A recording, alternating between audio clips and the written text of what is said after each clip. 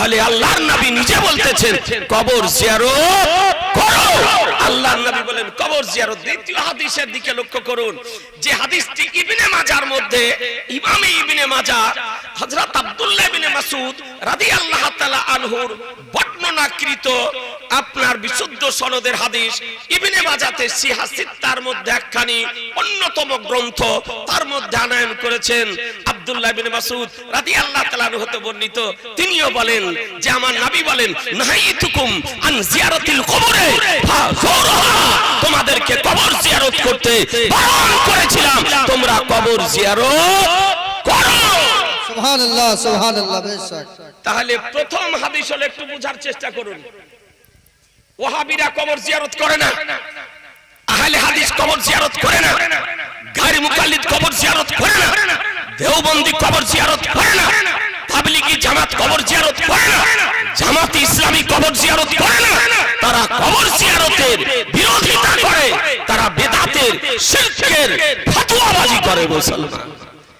একটু লক্ষ্য করুন, আল্লাহর নবী প্রথমে বললেন যে কবর জিয়ারত করো না, পরবর্তীতে আল্লাহর নবী বলছেন কবর জিয়ারত করো। তো করো না এটা প্রথমের কথা, আর করো এটা পরের কথা। আমল করতে হবে কোনটার উপরে? পূর্বের উপরে না পরের উপরে? পরের উপরে। একটু জোরে বলেন না। পরের উপরে। পরের উপরে। ওটা হলো পূর্বের হাদিস, আর কবর জিয়ারত করো এটা পরের হাদিস। কবর জিয়ারত করো না এটা হচ্ছে মানসুখ হাদিস, আর কবর জিয়ারত করো এটা হচ্ছে নাসিখ হাদিস। এ বেরাদারান ইসলাম, অর্থাৎ পূর্বের হাদিসের হুকুম রহিত হয়ে গিয়েছে, পরবর্তী হাদিসের উপরে আপনাদের আমাদেরকে আমল করতে হবে। তো আল্লাহর নবী বলেন কবর জিয়ারত করো। জি বেশক বেশক। মুতলাক হাদিস, আল মুতলাক ইয়াজরি আলা ইতলাকি। জি জি জি বেশক। আজিজানে মুহতারাম, আপনাদেরকে বলতে চাই আল্লাহর নবী এ কথা বলেননি যে মৌলবীর কবর জিয়ারত করো না। আল্লাহর নবী এ কথা বলেননি যে পিতার কবর জিয়ারত করো, মায়ের কবর জিয়ারত করো না। আল্লাহর নবী এ কথা বলেননি যে গাউসের কবর, একটু ঠিক করো না বাবু, চু চু চু করছে, পীরের কবর জিয়ারত করো না, ওলির কবর জিয়ারত করো না, সাহাবীর কবর জিয়ারত করো না। আল্লাহর নবী তাই বলেছেন নাকি? তা বলেন আল্লাহর নবী কি বললেন?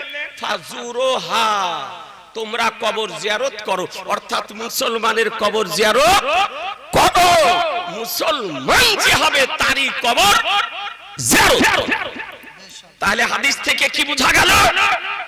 যে আপনি কবর জিয়ারত করুন, পিতার কবর জিয়ারত করুন, মায়ের কবর জিয়ারত করুন, দাদার কবর জিয়ারত করুন, দাদির কবর জিয়ারত করুন, নানির কবর জিয়ারত করুন, নানার কবর জিয়ারত করুন, মুসলমানের কবর জিয়ারত করুন, মৌলভীর কবর জিয়ারত করুন, আলেমের কবর জিয়ারত করুন, কারীর কবর জিয়ারত করুন, হাফেজের কবর জিয়ারত করুন, মুহাদ্দিসের কবর জিয়ারত করুন, মুফাসসিরের কবর জিয়ারত করুন, ওলির কবর জিয়ারত করুন, গাউসের কবর জিয়ারত করুন, খাজার কবর জিয়ারত করুন, আব্দালের কবর জিয়ারত করুন, হুরাফার কবর জিয়ারত করুন, মুকাবার কবর জিয়ারত করুন, ওলির কবর জিয়ারত করুন, রাজার কবর জিয়ারত করুন।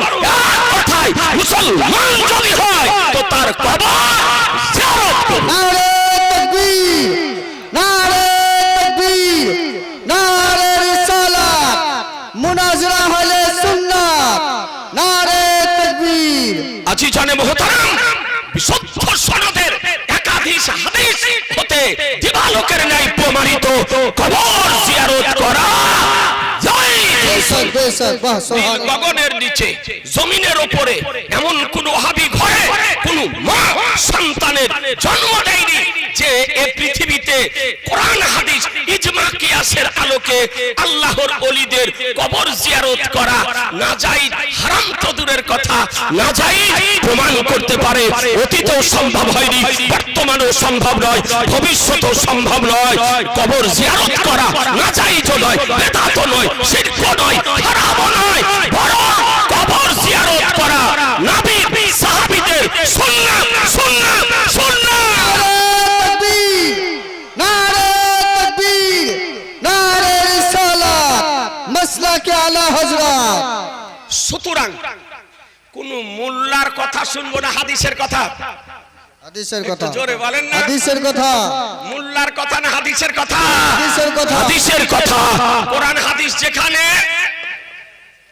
একটু জোরে বলেন, কোরআন হাদিস যেখানে, আমরা আছি সেখানে, কোরআন হাদিস যেখানে, আমরা আছি সেখানে, ইজমা কিয়াস যেখানে, আমরা আছি পীর ওলি আউলিয়া যেখানে, বুজুর্গানে দিন যেখানে, আমরা আছি সেখানে।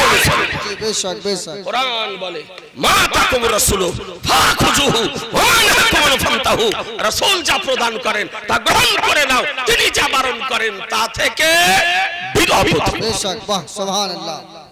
এখন আমাদের কবর জিয়ারত করা নিয়ে ওহাবিরা সমালোচনা করে, কারণ আমাদের মধ্যে কিছু হয়তো এরকম ব্যক্তি আছে, আমরা আল্লাহর ওলিদের মাজার শরীফে যাই, জিয়ারত করি, কিন্তু জিয়ারতে আমাদের কিছু হয়তো ত্রুটি হয়, শরীয়ত বিরোধী হয়তো কিছু কর্ম আমাদের দ্বারাতে হয়ে যায়, তো কবর জিয়ারত কেমন করে করবেন? আল্লাহর ওলিদের কবর জিয়ারত কেমন করে করবেন বলবো? জি জি বেশক। সবাই বলছেন না যে? আসুন, আমার সরকারে আলা হযরত আজিমুল বরকাত মুজাদ্দিদে দিন মিলাদ আকাই নিয়ামত দরিয়াই রহমত সিরাজুল উম্মত মাকসান আলী হিকমত ইমাম ইশক মোহাব্বত ইমাম আহলে সুন্নাত যে সমগ্র পৃথিবীবাসীকে 1000-এর অধিক কিতাব প্রদান করে গিয়েছেন, তার মধ্যে একটি অন্যতম কিতাব যার নাম আল আতাইয়া নববিজ্ঞা ফি ফাতায় রাজাবিজ্ঞা, যাকে ইসলামিক চিন্তাবিদগণ ফিকহি এনসাইক্লোপিডিয়া বলে আখ্যায়িত করেছেন। বেশক বেশক। জি, কিতাবটি অরিজিনাল 12 খণ্ডে বিভক্ত। কিতাবটিতে আরবি, ফারসি, উর্দু 3টি ভাষা মিশ্রিত আছে। এই জন্য সাধারণ আলেমের পক্ষে বইটি বোঝা সম্ভব নয়। এই জন্য পাকিস্তানের বিজ্ঞ ওলামায়ে কেরামগণের টিম দীর্ঘদিন অক্লান্ত পরিশ্রম করে আরবি ও ফারসির অনুবাদ করে তাখরিজ করে কিতাবটি প্রকাশ করেছেন 30 খণ্ডে বিভক্ত। বেশক বেশক। কত বললাম? 30 খণ্ডে। 30 খণ্ডে বিভক্ত। তো আমার সরকারে আলা হযরত সেই কিতাবের অরিজিনাল ফাতোয়া রাজাবিয়ার 4র্থ খণ্ডের মধ্যে তিনি বর্ণনা দিচ্ছেন যে পীর ওলি আউলিয়া বুজুর্গানের দিনদের কবর জিয়ারত কেমন করে করবে। তো তিনি বলেন, একটু মনোযোগ সহকারে শোনেন, তিনি বলছেন যে যখন মাজার শরীফ জিয়ারতে যাবে, উত্তম তরিকা হলো যে বাড়ি থেকে ওযু করে 2 রাকাত নফল নামাজ পড়ে দরুদ ও সালাম পড়তে পড়তে যে আল্লাহর ওলির মাজার শরীফ জিয়ারতে যাবে, তুমি রাস্তায় যাও, দরুদ ও সালাম পড়তে পড়তে যাও, গিয়ে পায়ের দিক দিয়ে প্রবেশ করো। কোন দিক দিয়ে?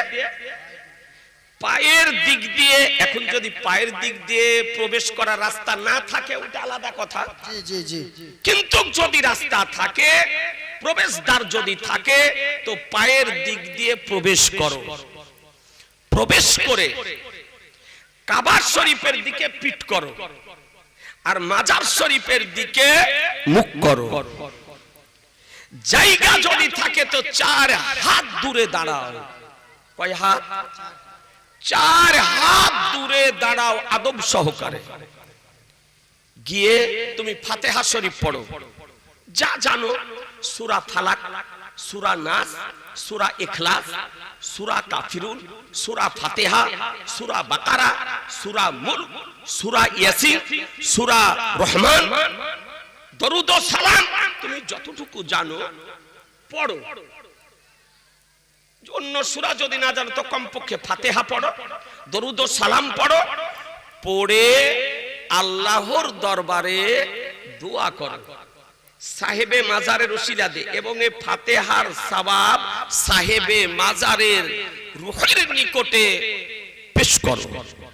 আপনি যা পড়লেন কোরআন মাজিদ, ফাতিহা শরীফ, দরুদ ও সালাম, তার সওয়াব সাহেবে মাজারের পবিত্র আত্মার নিকটে আপনি পৌঁছালেন, দেওয়ার পর তার ওসিলা দিয়ে, অন্যান্য বুজুর্গানে দিনদের ওসিলা দিয়ে, আমার মহানবীর ওসিলা দিয়ে খোদার দরবারে দোয়া করবেন।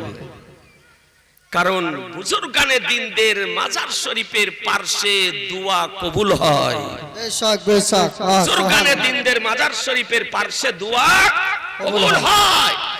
আমার হুজ্জাতুল ইসলাম, হুজ্জাতুল্লাহ ফিল আরদি, শাইখুল ইসলাম আল মুসলিমিন, আয়াতুম বিনায়াতিল্লাহ, মুজিজাতুম মিন মুজিজাতির রাসূল। ইমাম আহমদ রাজা বলেন যে খাজা গরিবে নওয়াজ, সুলতানুল হিন্দ, মঈনুল হক উদ্দিন আজমিরি ও সঞ্জারি রাহমাতুল্লাহ আলাইহির মাজার শরীফের পাশে দোয়া যদি করা হয় তো ওই দোয়াকে আল্লাহ তাআলা কবুল করেন। সুবহানাল্লাহ সুবহানাল্লাহ বেশক বেশক তার দরবারে গিয়ে দোয়া করলে ওই দোয়া আল্লাহ কবুল করেন।